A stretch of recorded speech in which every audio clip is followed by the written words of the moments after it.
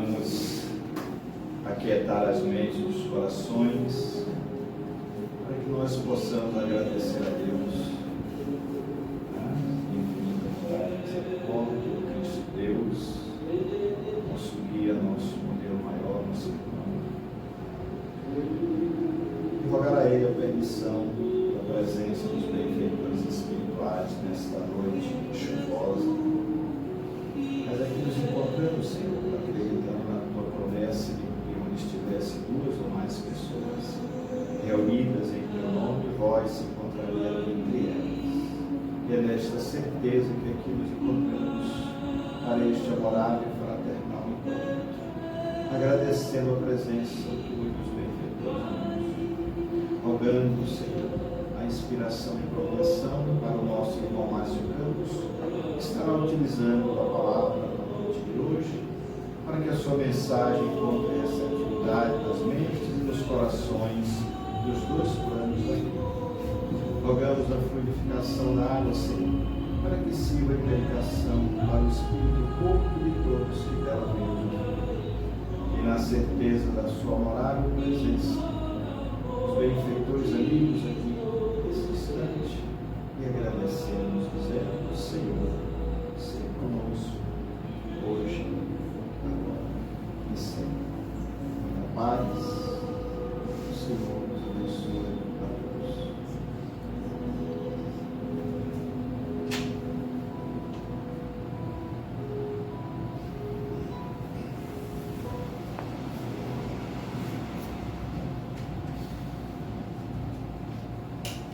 Gente, boa noite. Boa noite. Que a paz do Mestre Jesus esteja nos envolvendo a todos. Sejamos bem-vindos às nossas atividades doutrinárias na noite de hoje, seguindo a nossa programação. Nós sempre repetimos que a doutrinária, a exposição doutrinária, é um tratamento coletivo de espiritualidade, está sempre aqui a nos visitar, buscando a receptividade, levando o alívio, o alimento para aqueles que estão aqui com a vontade de coração aberto. E também é uma alegria porque a gente está sempre recebendo companheiros que vêm de longe trazer a sua vivência, seu estudo, seu trabalho, sua experiência como espírito, como multiplicador, da obra do Mestre Jesus, como faziam os apóstolos do passado, seguidores disseminando a palavra. Agradecer o esforço do irmão pela noite chuvosa. Ontem eu estava lá na cidade dele também, vai de chuva lá, e a gente está nessa luta, no intercâmbio, para ver se a gente caminha. Não é? Aí hoje, a maioria, hoje domingo foi o seminário. Nós estamos lutando para ver se a gente consegue ir no último trem, no último horário, no último vagão, na última poltrona, né, Márcio? Estamos tentando fazer alguma coisa. Então hoje a gente tem a alegria de receber esse amigo aí que sai do trabalho e vem trazer a sua colaboração pela causa. E a casa Cristo Paz e Caridade. Então nós devemos agradecer, sim, nos sentirmos gratos e felizes por contar com companheiros abnegados. Eu vou convidar a nossa irmã secretária, venha do Evangelho da noite. Vamos aqui um trechinho do Evangelho. Em seguida, depois nós vamos ouvir o nosso irmão Márcio com um tema muito importante, até porque amanhã é 18 de abril, aniversário da doutrina espírita, que nós estamos aqui mergulhados, 167 anos da sua codificação. E hoje nós estamos numa palestra praticamente comemorativa, onde ele vai nos explicar, hoje, dia 17, a missão do Espiritismo na Terra, para ver se a gente consegue atenar para essa realidade. Então nós vamos ouvir aqui um breve trecho do nosso Evangelho, em seguida nosso companheiro estará com a palavra. Você tem uma hora, meu amigo, aí tranquilo, mas se precisar passar também não tem problema. Que os bons espíritos possam lhe inspirar. Boa noite, gente. Boa noite. Boa noite. Os irmãos traz para a gente hoje é o capítulo 9, Instruções dos Espíritas. Bem-aventurados aqueles que são brandos e pacíficos. instruções dos Espíritos, a afabilidade e a doçura. A benevolência para com os semelhantes, fruto do amor ao próximo, produz a afabilidade e a doçura, que eles são a manifestação. Entretanto, não é preciso se fiar sempre nas aparências. A educação e o hábito do mundo podem dar o verniz dessas qualidades. Quantos há cuja fingida bonomia não é senão máscara para o exterior, uma roupagem cuja forma premeditada esconde as deformidades ocultas.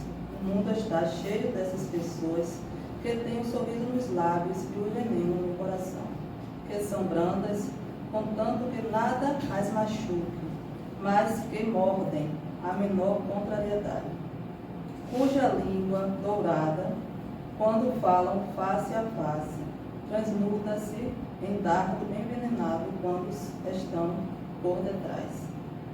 A essa classe pertencem ainda esses homens benignos por fora e que, tiranos domésticos, fazem sofrer sua família e seus subordinados o peso do seu orgulho e do seu despotismo, como querendo se compensar o constrangimento que se impuseram alhures, não se atrevendo a usar de autoridade sobre estranhos que os recolocariam em seu lugar.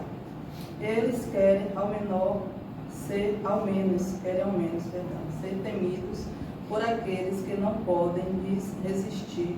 Sua vaidade se alegra de poder dizer: aqui eu mando e sou obedecido, sem pensar que poderiam acrescentar com mais razão: eu sou detestado, e sou detestado.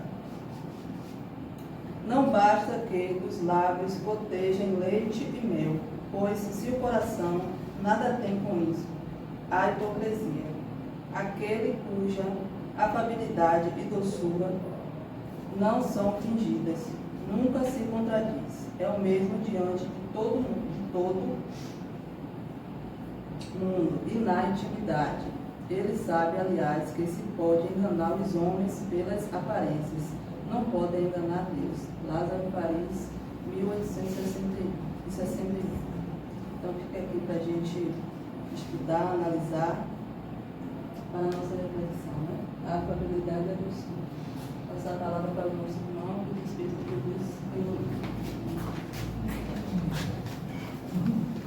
Márcio, pode diminuir a luz, está melhor para você, não? A branca aí? Não, acho que está bem? Está bem. Pronto.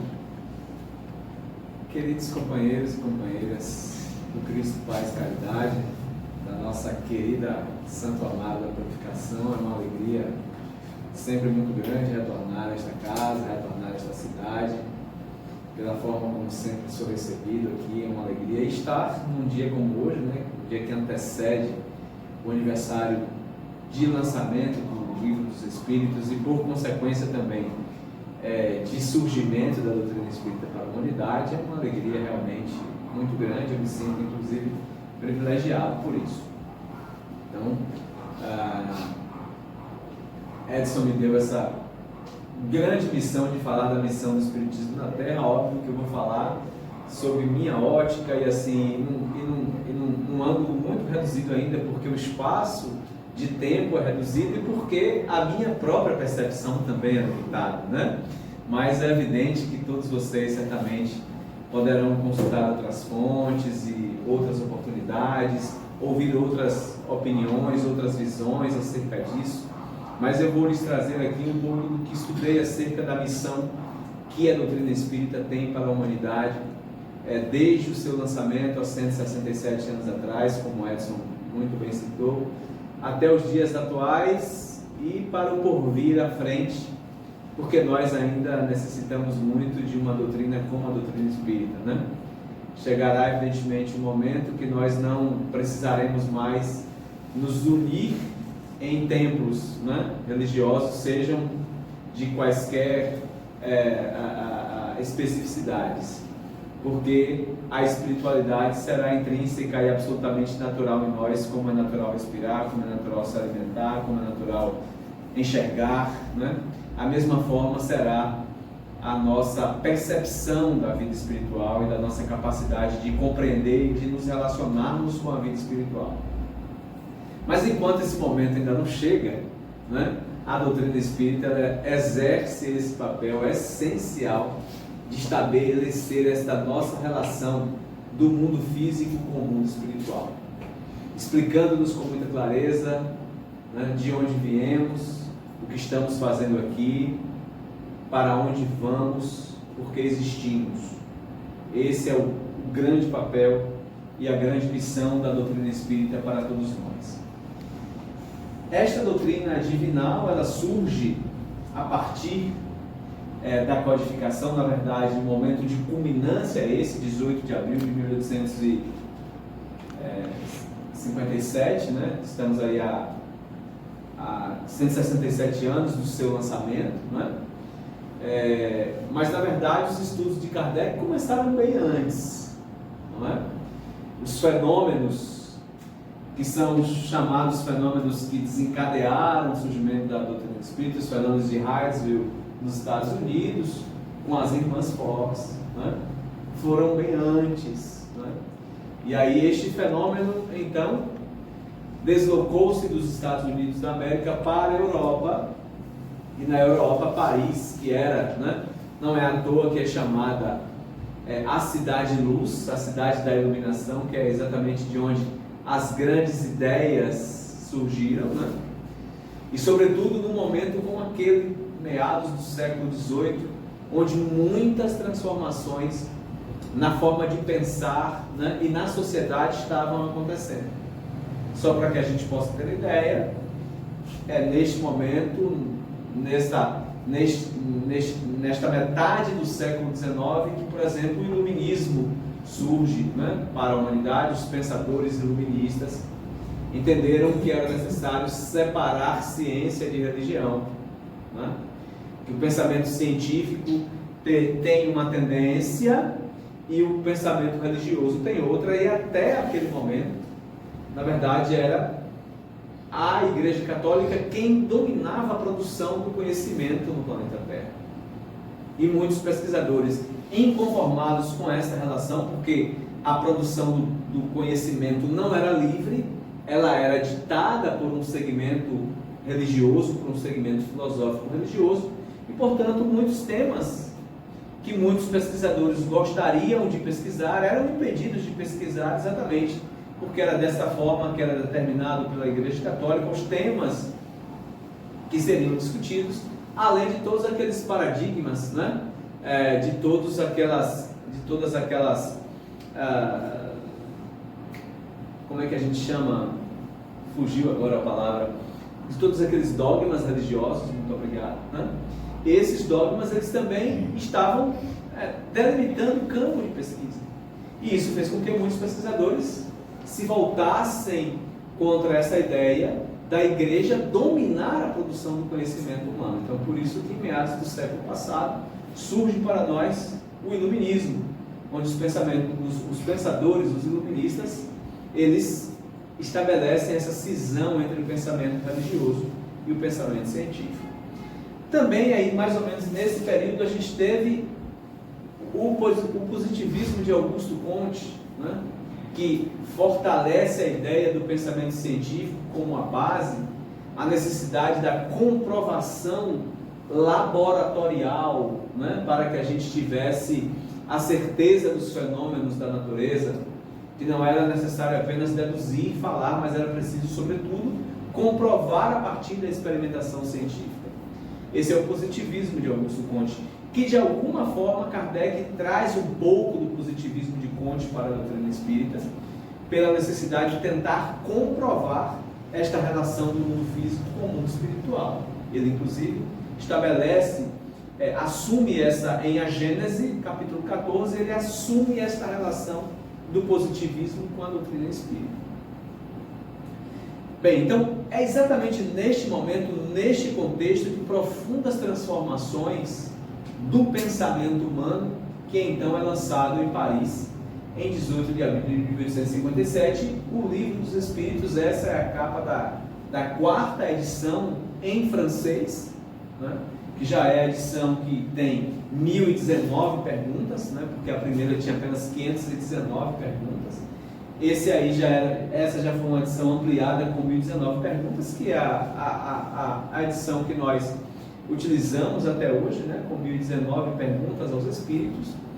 E a partir daí surge então, como obra basilar da doutrina espírita, o Livro dos Espíritos como um roteiro para uma vivência de esperança, saber e caridade, que são três virtudes essenciais da doutrina espírita: a esperança no porvir, a esperança no futuro, a esperança na transformação, a esperança na evolução espiritual, ainda mais a esperança na imortalidade da alma, não é? O saber, porque a doutrina espírita é uma doutrina que tem base na ciência e na filosofia, então o saber é muito importante para a doutrina espírita, tanto o saber científico quanto o saber filosófico, que tem como base a filosofia. Não é à toa que nós somos uma das doutrinas com a maior produção de literatura de todo o planeta Terra, porque de fato o saber é um aspecto importante para a nossa doutrina, e a caridade, né? Segundo a ótica da doutrina espírita, que compreende, a gente vai falar um pouquinho disso mais para o final, esta caridade não apenas para as necessidades materiais, mas também, principalmente, para as necessidades da alma, para as necessidades espirituais. Então, esta obra traz, né, é a obra basilar da doutrina espírita, traz uma vivência para a gente nestes aspectos do saber humano. Óbvio que depois do Livro dos Espíritos a gente teve o Livro dos Médiuns, o Evangelho segundo o Espiritismo, o Céu e o Inferno e a Gênese, como o Pentateuco, né, como as 5 obras basilares da doutrina espírita. Paralelo a isso, ele ainda publicou a Revista Espírita e algumas outras obras, né, que são a grande base da doutrina espírita para a humanidade. E, eventualmente, após isso, a gente tem toda uma literatura complementar que também vem dar força, né, e dinâmica à doutrina espírita. Em O Livro dos Espíritos, né, na questão 799, quando Kardec trata da influência do Espiritismo no progresso, né, eis uma das suas mais importantes missões, a influência do Espiritismo no progresso. Kardec pergunta ao Espírito de Verdade: de que maneira pode o Espiritismo contribuir para o progresso? Porque esta é uma das grandes missões da doutrina espírita para a humanidade, a contribuição para o progresso da humanidade. E olhem a resposta do Espírito de Verdade: destruindo o materialismo, que é uma das chagas da sociedade. Ele faz que os homens compreendam onde se encontram seus verdadeiros interesses. Deixando a vida futura de estar velada pela dúvida, o homem perceberá melhor que, por meio do presente, lhe é dado preparar o seu futuro, abolindo os prejuízos de seitas, castas e cores. Ensina aos homens a grande solidariedade que os há de unir como irmãos. Então a gente vê que uma das funções precípuas da doutrina espírita é combater o materialismo.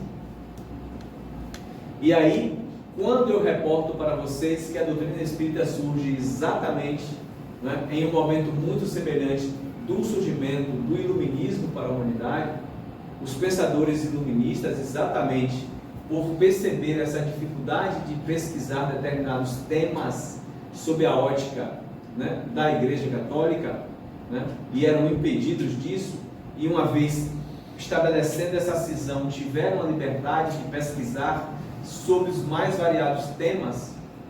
O fato de serem restringidos todo o tempo, isso fez com que muitos deles se inclinassem ao materialismo, né? Muitas pessoas costumam dizer: todo cientista é materialista, né? A ciência é materialista. A ciência ela não é materialista, nem é teísta também, né? A ciência ela tem um posicionamento absolutamente, como ciência, neutro, né? Ela não tem força na determinação de absolutamente nada. Ela é o meio pelo qual nós, estudando, compreendemos o mundo, a natureza e tudo que está ao nosso redor. Então não existe um pensamento pré-concebido da ciência de que Deus não existe. Mas também não existe um pensamento, né, pré-concebido de que Deus existe. A ciência, nesse aspecto, ela é absolutamente neutra. Ela nem traz comprovações de que Deus existe, tampouco traz comprovações de que Deus não existe. Agora, é evidente que alguns cientistas se arvoram a partir das suas percepções pessoais, com base, evidentemente, em uma série de teorias, aspectos, outros cientistas precursores, e entendem, não é, que devem seguir o caminho do materialismo. Mas isso não é a ciência que é materialista. Como eu disse a vocês, ela não tem uma posição nem para um lado, nem para o outro. No dia que a ciência conseguir comprovar que Deus, entre aspas, isso aqui que eu estou falando, viu, gente? Que Deus não existe, a partir desse momento ela vai assumir a posição do materialismo. Do contrário, também da mesma forma, no dia que ela comprovar que Deus existe, ela também vai naturalmente assumir a posição da existência de Deus. Mas no momento, até o momento, ela não tem comprovação nem de uma coisa, nem de outra. Então, quando nós vemos posicionamentos de cientistas que tendem ao materialismo, isso é um posicionamento de cada um. E cada um pode expressar a crença que quiser, ou a não crença também, não é verdade? Que é o que muitos deles fazem, né? Expressar a não crença. Isso é natural, absolutamente natural, isso faz parte do nosso livre-arbítrio, do nosso direito de escolha, da nossa capacidade, da nossa compreensão, e não há absolutamente nada errado nisso, em crer ou em não crer, né? A gente tem que respeitar as decisões de cada ser. Agora, baseados em nossos estudos, a gente tem que firmar uma posição, né? E é exatamente isso que a doutrina espírita deixa claro, firmar essa posição. Então, por isso que um dos principais papéis da doutrina espírita é exatamente destruir o materialismo, combater o materialismo. A doutrina espírita não combate nenhuma outra doutrina que seja o materialismo. Então, não há antagonismo entre a doutrina espírita e o protestantismo, entre a doutrina espírita e o catolicismo. Essa anteposição é muito mais colocada da parte deles do que da nossa. Mas o materialismo, sim, é função da doutrina espírita combater o materialismo. Porque ele encerra a vida física aqui no corpo físico, né? Uma vez desencarnando, acabou tudo, né? Para o materialista, tudo está acabado, né? E a doutrina espírita mostra-nos o inverso disso, né? Mostra-nos a existência de Deus, a imortalidade da alma, a pluralidade dos mundos habitados, a reencarnação. Então tudo isso vai de encontro ao materialismo, né? Então o único pensamento que verdadeiramente a doutrina espírita combate, e quando entendam combate, por favor, não entendam no campo da força física, mas apenas no campo das ideias, né? O único segmento do pensamento humano que a doutrina espírita de fato combate é o materialismo, e esse é um papel da doutrina espírita, é uma responsabilidade dela, né? Mas é evidente que ela vai para além disso, né? No próprio Livro dos Espíritos, também na questão 627, Kardec pergunta ao Espírito de verdade: uma vez que Jesus ensinou as verdadeiras leis de Deus, qual a utilidade do ensino que os Espíritos dão? Terão que nos ensinar mais alguma coisa? Vejam que pergunta interessante de Kardec, né? Então, já que Jesus Cristo nos revelou as verdadeiras leis divinas, qual então a utilidade do ensino dos Espíritos? eles vão nos ensinar coisas novas? E vejam o que responde o Espírito de verdade. Jesus empregava a miúde na sua linguagem alegorias e parábolas, porque falava de conformidade com os tempos e os lugares. Faz-se mister agora que a verdade se torne inteligível para todo mundo, ou seja, é necessário que a verdade seja compreensível para todos. Porque naquele momento que Jesus vivera, há 2000 anos atrás, há pouco mais de 2000 anos atrás, nós que lá estávamos possivelmente, não tínhamos a condição de compreender tudo aquilo que ele ensinava, né? Não tínhamos condição, por isso ele utilizava-se de parábolas, de comparações. Ele, de maneira altamente pedagógica, nos ensinava de maneira a comparar os fatos conhecidos, os fenômenos conhecidos por nós naquela época, para que num processo de associação a gente pudesse compreender as verdades que ele estava tentando ensinar. Porque se ele falasse diretamente, nós não compreenderíamos, né? Naquela época nós não compreenderíamos. E como ele sabia que tinha uma missão muito importante aqui na Terra, que era exatamente nos esclarecer, ele buscou todos os meios que ele tinha. E as parábolas, as comparações, foram o meio mais adequado para isso. Mas era preciso ir um pouco à frente, né? Era preciso dar um passo à frente. E o que seria esse passo à frente? Seria esclarecer esses ensinamentos de Jesus, né? Para além de trazer coisas novas, mas acima de tudo, ensinar o que Jesus nos ensinou de maneira muito clara e precisa, né? Para que todas as pessoas compreendessem. Faz-se mister agora que a verdade se torne inteligível para todo mundo. Muito necessário é que aquelas leis sejam explicadas e desenvolvidas. Tampouco são os que as compreendem, e ainda menos os que as praticam. Então, o papel da doutrina espírita foi exatamente traduzir para a nossa compreensão os ensinamentos de Jesus. Que ele não pudera falar claramente para todas as pessoas com as quais ele conviveu. Mas, como a doutrina espírita veio 1858 anos, 57 anos depois da vinda de Jesus, já caminhamos evolutivamente, né?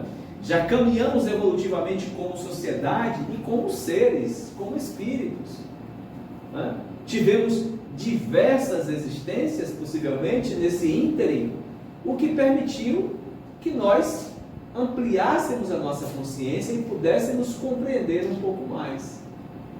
Mas vejamos nós que ainda assim, nós ainda não compreendemos na essência os ensinamentos do Mestre Jesus. Tanto os ensinamentos por parábolas, como ele assim o fez, por alegorias e por parábolas, ou seja, bebendo diretamente na fonte, como a maneira como o Espiritismo também nos trouxe, destrinchando, mastigando esse conhecimento do Mestre para facilitar a nossa compreensão. E ainda assim, nós muitas vezes não compreendemos adequadamente ainda, né? E muitas vezes, quando compreendemos, temos muita dificuldade em praticar esses ensinamentos. E só a doutrina espírita explica isso com muita clareza. O que é que nós não conseguimos praticar estes ensinamentos, né? Não é pura e simplesmente porque somos pecadores, mas é porque nós ainda não temos evolução espiritual o suficiente para compreender e praticar estes ensinamentos. Nós até já temos a possibilidade, a capacidade de assimilá-los, mas a gente ainda não consegue praticá-los. E o que a doutrina espírita veio é nos gerar um incômodo, né? Olha, você sabe. Se você sabe, a sua responsabilidade em saber e não praticar é maior.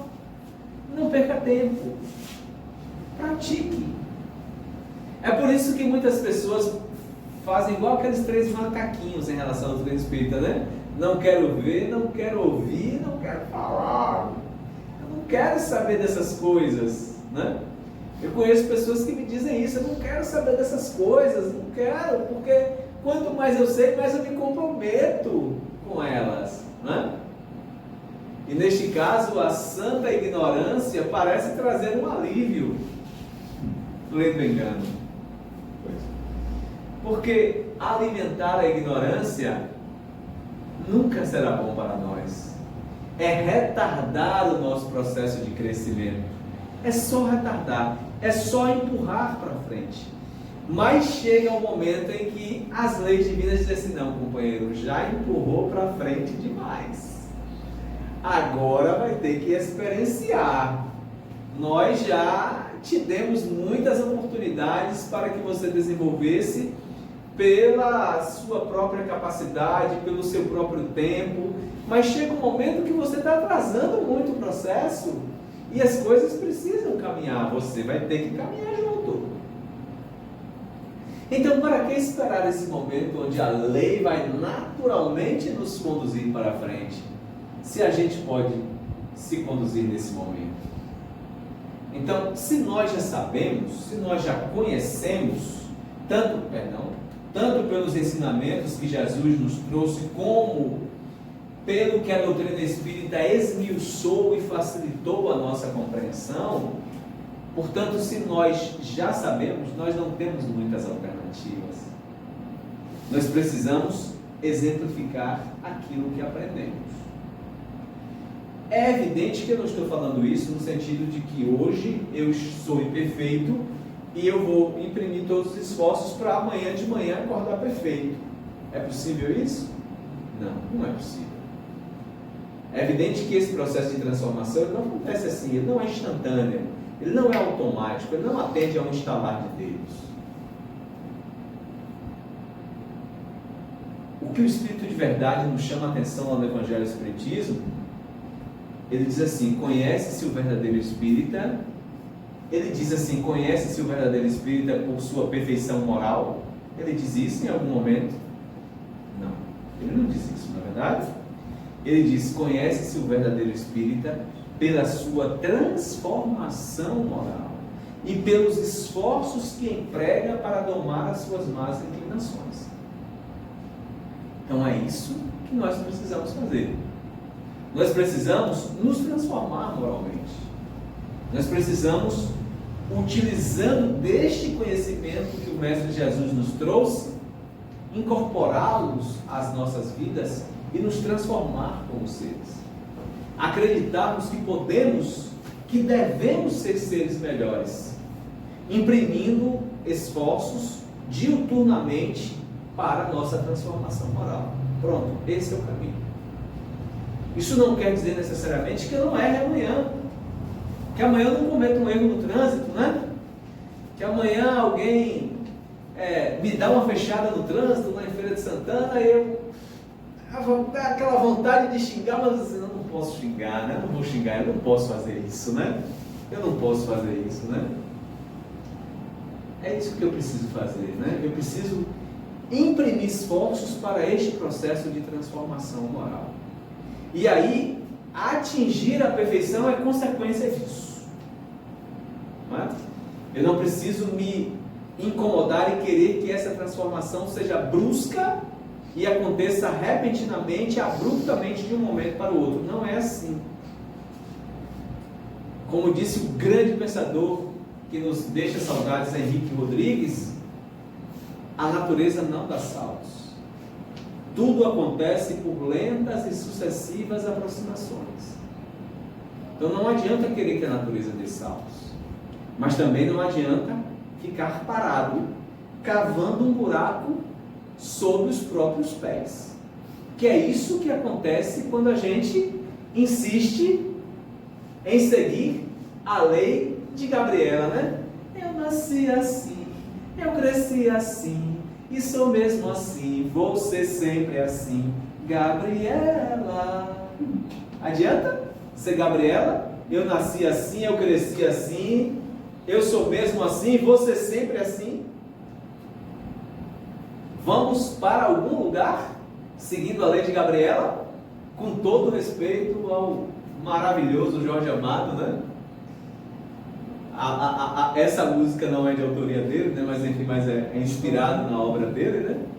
Não sei feira, Márcio, mas aqui, eu não sei feira, mas aqui tem um monte de Gabriela. Aonde não tem, amigo?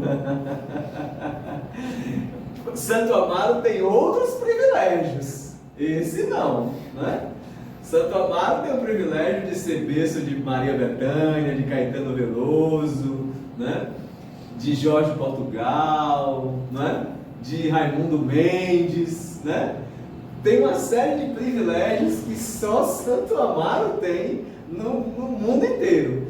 E esses são grandes privilégios que eu citei aqui, viu, pessoal? São grandes, gigantescos privilégios de Santo Amaro da Purificação. Mas esse que Edson citou aí não é privilégio de Santo Amaro, não. Isso a gente vai encontrar em todo lugar, né? Quem alimente a lei de Gabriela. Pois bem, o Espiritismo é exatamente quem nos cutuca para que a gente não siga a lei de Gabriela, né? O Espiritismo não nos diz que nós poderemos ser quem nós quisermos a vida toda e 5 minutos antes de desencarnar a gente aceite Jesus e isso já nos salvará eternamente. Não. O Espiritismo não nos promete milagres, não nos promete grandes transformações em nossas vidas se apenas nós ficarmos aqui dentro do centro espírita exaltando e louvando a Deus e a Jesus todo o tempo. Não. Talvez seja por isso que os centros espíritas não andem tão cheios. Mas segmentos religiosos que prometem isso, que prometem milagres, ou que prometem salvação a 5 minutos antes do desencarne, estão lotados. Porque é exatamente isso que a gente quer. Nós não somos assim, nós somos assim. Nós, seres humanos, nós seguimos a lei do menor esforço.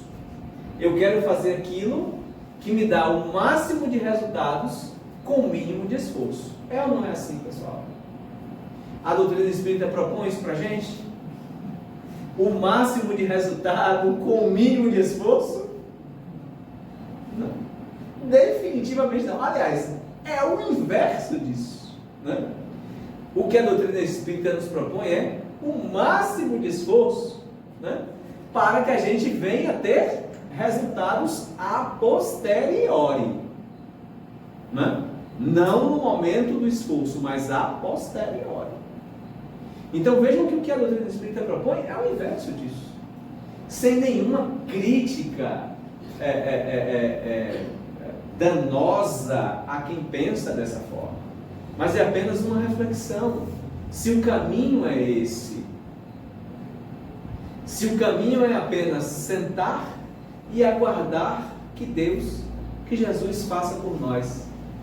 Como aliás aquele outro baiano maravilhoso disse numa canção sua, né, Raul Seixas: eu é que não me sento no trono de um apartamento com a boca escancarada, cheia de dentes, esperando a morte chegar. A gente não pode fazer isso, né? A gente não pode fazer isso, porque ela chega e nos arrebata do mesmo jeito que a gente chegou. Adianta? Quando a gente viaja para um lugar distante, onde a gente não conhece, e a gente quer conhecer, né? Quando o Edson faz as viagens dele para Paris, por exemplo, né? Para Londres, né? Ele quer ir chegar lá e conhecer coisas novas, não é? Assumir uma cultura diferente, né? Assumir não, mas incorporar uma cultura diferente, né? Ver coisas diferentes, conhecer museus. Adianta você fazer uma viagem dessa e voltar exatamente do mesmo jeito, não conhecer nada, né? Imagine você viajar para Paris, aí você chega do aeroporto, você vai para o hotel, fica no quarto do hotel lá, todos os dias da viagem, chegou o dia do retorno, você entra num carro de novo, vai para o aeroporto e volta. Adianta uma viagem dessa? Adianta de quê, né? Absolutamente nada, né?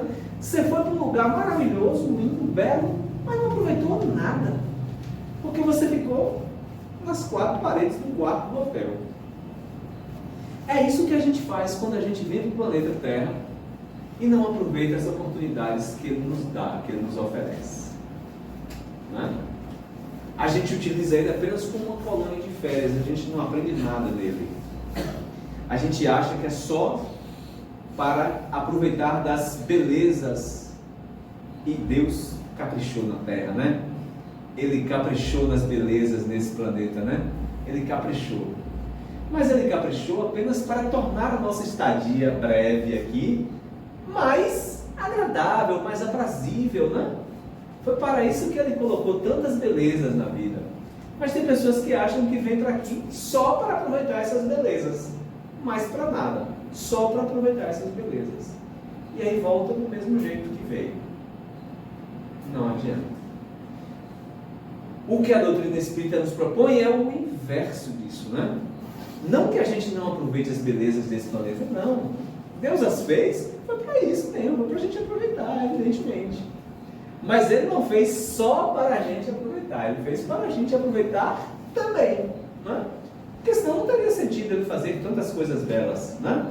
Ele fazia o planeta todo igual, um por um, aonde quer que a gente fosse, seria tudo absolutamente igual e pronto. Não, Ele fez diverso, diferente, para que a gente conheça, para que a gente, né, eleve a nossa cultura, o nosso conhecimento, né? Também sinta prazer em estar nos ambientes. Mas a gente precisa também fazer a nossa parte, que é a transformação moral, que é o nosso grande papel. A nossa missão, diz o Espírito de Verdade, né, no Livro dos Espíritos, consiste em abrir os olhos e os ouvidos a todos, confundindo os orgulhosos e desmascarando os hipócritas, os que vestem a capa da virtude da religião, a fim de ocultarem suas torpezas. O ensino dos Espíritos tem que ser claro e sem equívocos, para que ninguém possa protestar ignorância e para que todos o possam julgar e apreciar com a razão. Estamos incumbidos de preparar o reino do bem que Jesus anunciou. Daí a necessidade de que a ninguém seja possível interpretar a lei de Deus ao sabor de suas paixões, nem falsear o sentido de uma lei toda de amor e de caridade. Então, não adianta, né, tentar ocultar, não adianta se travestir de uma religião, né, apenas para se proteger ante as torpezas que seja capaz de fazer. Não adianta. Eu estava um dia desses vendo uma entrevista do padre Júlio Lancelotti, e ele falando exatamente que misericórdia, fraternidade, solidariedade não são princípios religiosos, são princípios humanos. Porque ele disse que conhecia muitos materialistas que eram muito mais solidários, fraternos e misericordiosos do que muitos cristãos. E todos nós conhecemos, na verdade. Eu tenho vários amigos na universidade, colegas que são materialistas, mas que são pessoas solidárias, fraternas, que se incomodam com o sofrimento do outro, que buscam minorar o sofrimento do outro. E eles não querem nada em troca, né? Porque o materialista, o que ele quer em troca? Nada. Ele não espera nada depois da vida física, para ele nada existe depois. Então ele faz esperando o quê? Nada, ele faz esperando em contribuir para a construção de um mundo melhor. Que é isso que todos nós precisamos fazer. Independente do nosso pensamento, independente da nossa corrente filosófica, o que a gente precisa é auxiliar a construção de um mundo melhor. A transformação do nosso planeta, tornar ele uma casa melhor. E não é muito estranho que o materialista tem essa percepção melhor do que alguém que crê em Deus? Não é muito estranho isso, gente? É muito estranho. Ou seja, tudo nos leva a crer que a pessoa muito mais se utiliza da religião como um benefício próprio, né? Um benefício para si mesmo, do que fazer o que Jesus nos recomenda, o processo de transformação do ser, né? A construção de um mundo melhor. tornar o planeta Terra um ambiente mais habitável, mais agradável para todos, uma escola de maior proveito para todos nós. Esse é o nosso papel a fazer. E se todos têm esse papel, os cristãos têm muito mais, porque eles têm a base filosófica de Jesus, que nos ensina como fazer isso. Nos ensina porque tanto nos ensinou pelas palavras. Eu acho que eu passei aqui sem querer, né? Eu passei sem querer, mas não tem problema. Porque ele tanto nos ensinou com as palavras, como ele exemplificou para a gente como é que faz.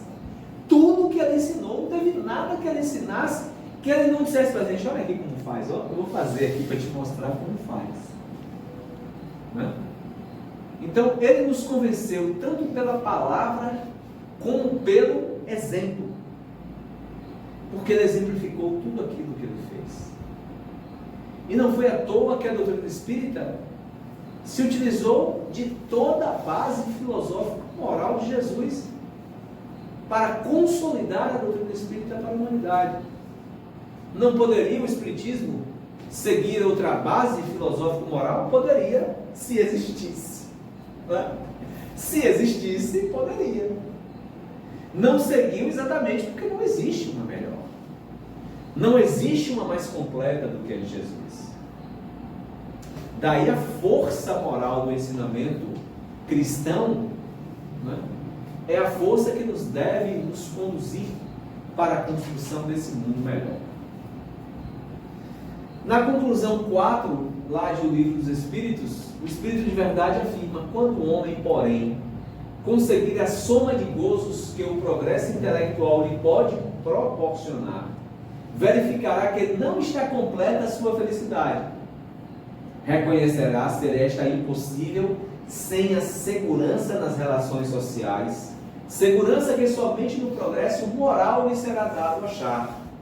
Logo, pela força mesma das coisas, ele próprio dirigirá o progresso para esta senda, e o Espiritismo lhe oferecerá a mais poderosa alavanca para alcançar tal objetivo.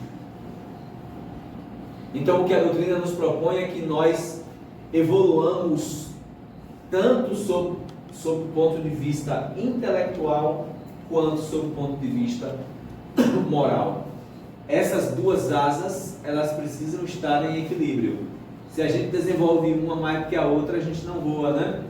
Porque anjo de uma asa só não voa, não sai do chão, né? Anjo tem que estar com as duas asas, né? Senão não sai do chão. A doutrina espírita nos mostra isso. Você, com todo o progresso intelectual que você pode assambarcar no planeta Terra, você verificará que a sua felicidade não está completa. Ela só estará completa quando você associar o progresso intelectual ao progresso moral. Não é isso que a doutrina espírita nos propõe? Qual outra doutrina propõe isso, pessoal? No Ocidente, pelo menos, nenhuma outra. Nenhuma outra nos mostra essa necessidade do crescimento intelectual junto com o crescimento moral.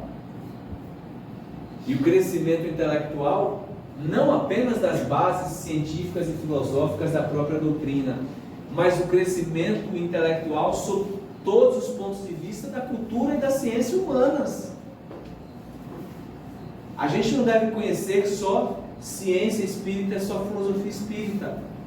A gente precisa conhecer a ciência acadêmica, a gente precisa ter todo o suporte que a cultura pode nos oferecer, para que isto nos forme seres com nível de conhecimento intelectual que caracterize o progresso tão desejado por todos nós. Mas atenção, não adianta só desenvolver o senso intelectual. Porque se a gente observar, Albert Einstein, a partir da sua teoria da relatividade, foi a partir dela que a fissão nuclear aconteceu. Vejam, Einstein não produziu a fissão nuclear. Ele produziu a teoria que possibilitou o surgimento da fissão nuclear. A fissão nuclear, ela nos proporciona a possibilidade da produção de energia elétrica. Boa parte da Europa é alimentada por usinas nucleares para energia. Mas essa mesma energia também produziu a bomba atômica. Tá? Foi preciso um homem com o intelecto desenvolvido de Albert Einstein para produzir a lei da relatividade que permita a compreensão da fissão nuclear. Mas foi preciso um cérebro que pensasse um pouquinho na possibilidade de destruição, não obstante fosse um intelecto muito desenvolvido, para que essa força maravilhosa fosse utilizada para o mal. Qual a utilização da construção de uma bomba atômica que não seja para a destruição e para o mal? Minimamente para intimidar as outras nações, né? Que você tem uma bomba nuclear, né? Um cérebro desenvolvido produziu um conhecimento que é útil para melhorar a nossa vida com a produção de energia elétrica, que é a energia nuclear. Mas um outro cérebro, talvez não tão desenvolvido... Já passou aí, Márcio. Já passei de novo, né? Eu estou com pressa. Um outro cérebro não tão desenvolvido, né? Desenvolvido do seu ponto de vista intelectual, mas não tanto do seu ponto de vista moral, produziu uma bomba atômica. Se ele talvez já tivesse progresso moral, ele até descobrisse a fissão nuclear, mas disse assim, deixa isso quieto, né? Deixa isso aí quietinho, eu não vou mexer com isso. Não é bom não, né? Isso não é bom não, deixa isso quieto. Mas não, ele trouxe isso à tona como conhecimento científico, porque isso lhe deu status como pesquisador, né? Lhe deu reconhecimento mundial, né? Lhe facultou isso, mas faltou o senso moral para compreender que isso era bom para ele, mas não era bom para a humanidade, como não é bom para a humanidade até os dias atuais, né? E se tem todo um esforço nos últimos 30 anos para reduzir, né, o arsenal nuclear do mundo, porque a gente já tem um arsenal nuclear no planeta que é capaz de destruí-lo por 10 vezes. Né? O arsenal que a gente tem hoje no planeta de energia nuclear, se ele for todo utilizado, ele destrói o planeta Terra 10 vezes. Isso é bom para a gente? Não, né? A gente caminha na direção da autodestruição. Sob o ponto de vista evolutivo, isso é péssimo. A gente vai acabar a nossa possibilidade de evolução? Não, tem tantos outros globos por aí onde a gente possa habitar, né? Mas a Terra é tão boa, né, gente? Vamos deixar ela, vamos permitir que ela continue sendo a nossa escola, né? E para tantas outras almas, né? Por que destruí-la, né? Pela falta da balança entre o senso intelectual e o senso moral, lamentavelmente. Por meio do Espiritismo, a humanidade tem que entrar numa nova fase, a do progresso moral, que ele é consequência inevitável. Então não há como pensar a doutrina espírita sem pensar o progresso moral a ela associado. Não mais, pois, vos espanteis da rapidez com que as ideias espíritas se propagam. A causa dessa celeridade reside na satisfação que trazem a todos os que as aprofundam e que nelas veem alguma coisa mais do que fútil passatempo. Essa é a conclusão lá do Livro dos Espíritos, a conclusão número 5. Né? Então, a humanidade tem que entrar numa nova fase do progresso moral. E nós estamos vendo nos dias atuais como isso tem sido necessário. Né? A gente vive conflitos armados no planeta Terra hoje, que se nós olharmos direito, são inimagináveis, gente. Depois de mais de 2000 anos da passagem de Jesus entre nós, é inimaginável nós termos conflitos como os que nós estamos tendo na atualidade. Né? Um dos conflitos, inclusive, de natureza praticamente religiosa, né? Que é o que acontece entre Israel e a Palestina nesse momento, né? O Israel e o Hamas, como se deseja falar, né? Como a imprensa tem falado. Então não tem cabimento mais vivermos essas realidades num planeta que já alcançou um nível de civilização que a Terra alcançou. Tem quantos minutos, Edson? Tem quantos minutos? Mais de 10? Então, não tem como a gente não viver isso, né? A gente precisa dar esse salto, né? E a gente ainda continua preso. No livro dos Médiuns, no capítulo 19, no item 350, vejam o que nos diz o Espírito de Verdade. Se o Espiritismo, conforme foi anunciado, tem que determinar a transformação da humanidade, claro é que esse efeito ele só poderá produzir melhorando as massas, o que se verificará gradualmente, pouco a pouco, em consequência do aperfeiçoamento dos indivíduos. Então, esse processo de transformação moral que o Espiritismo propõe, né, baseado em todo o ensinamento do Cristo, ele só tem sentido, né, ele só vai exercer o seu papel se ele tiver um efeito transformador na humanidade, nas massas. Mas nós todos sabemos que para isso, esse processo ele precisa ser individual. Não adianta alguém achar que sozinho vai modificar toda a massa. A gente agora tem que fazer o nosso papel individual. E o nosso papel individual, proliferando pelas massas, vai fazer com que a massa alcance esse espaço, essa condição. Portanto, companheiros, André Luiz, no livro O Espírito da Verdade, no capítulo 8, né, intitulado A Rigor, ele afirma: o Espiritismo tem por missão fundamental, entre os homens, a reforma interior de cada um, fornecendo explicações ao porquê dos destinos, razão pela qual muitos conceitos usuais são por ele restaurados ou corrigidos, para que se faça luz nas consciências e consolo nos corações. Assim como Cristo não veio destruir a lei, porém cumpri-la, a doutrina espírita não veio desdizer os ensinos do Senhor, mas desenvolvê-los, completá-los e explicá-los, em termos claros e para toda a gente, quando foram ditos sob formas alegóricas. Então, a reforma íntima, a reforma do ser é o grande papel, a educação do ser é o grande papel da doutrina espírita para a humanidade.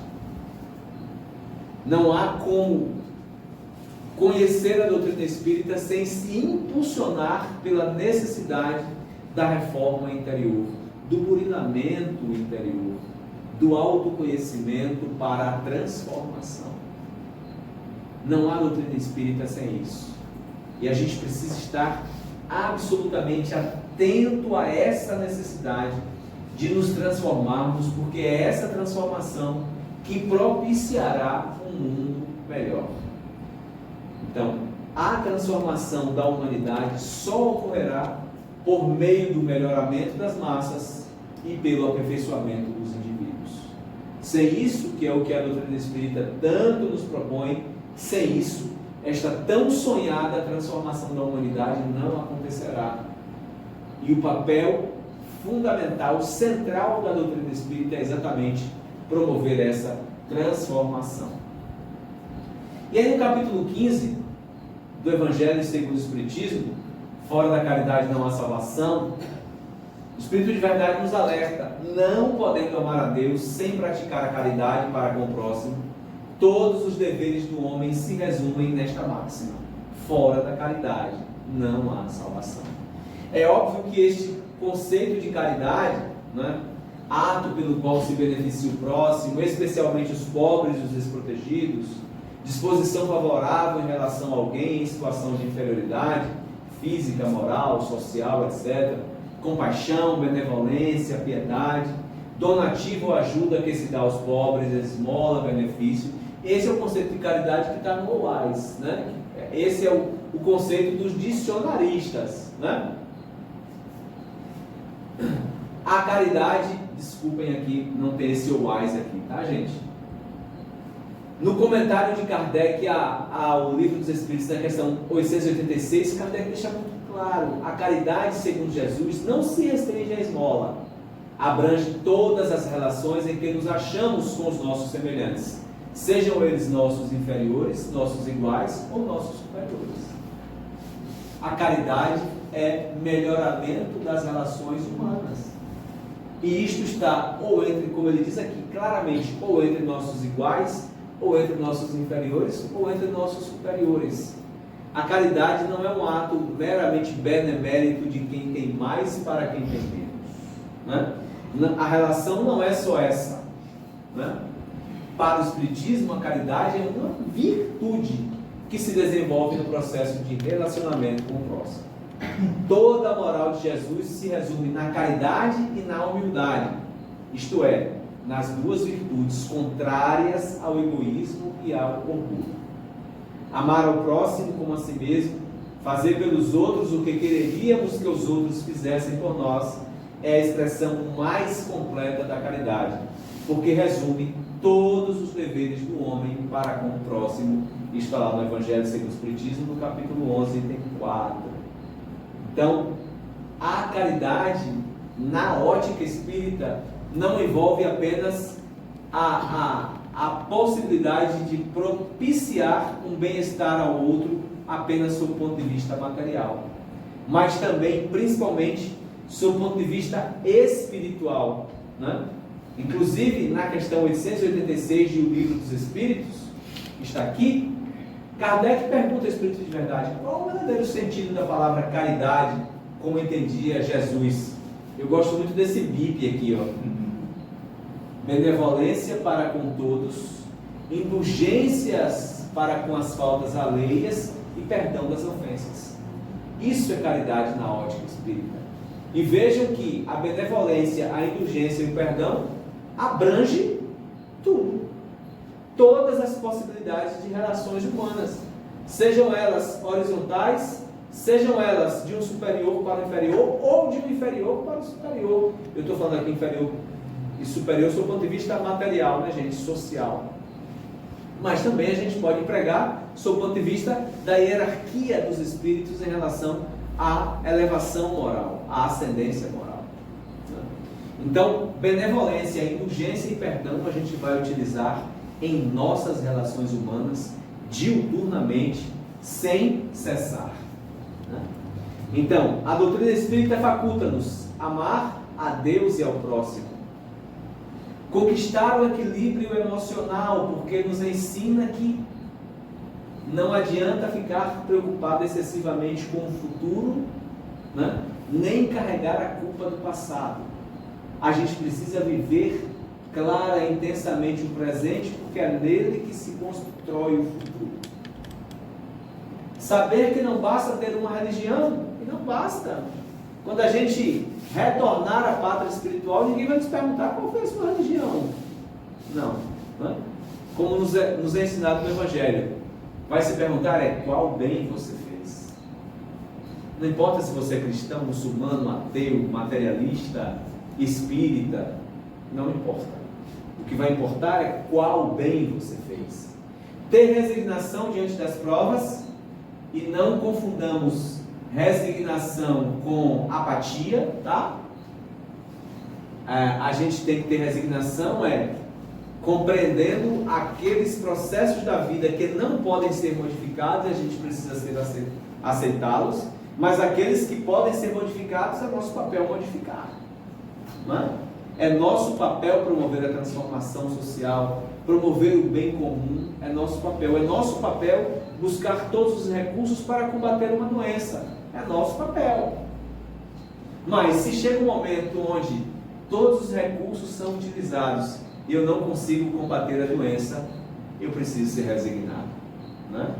Porque senão eu preciso entender que isso tem uma razão de ser, porque senão as consequências serão muito grandes.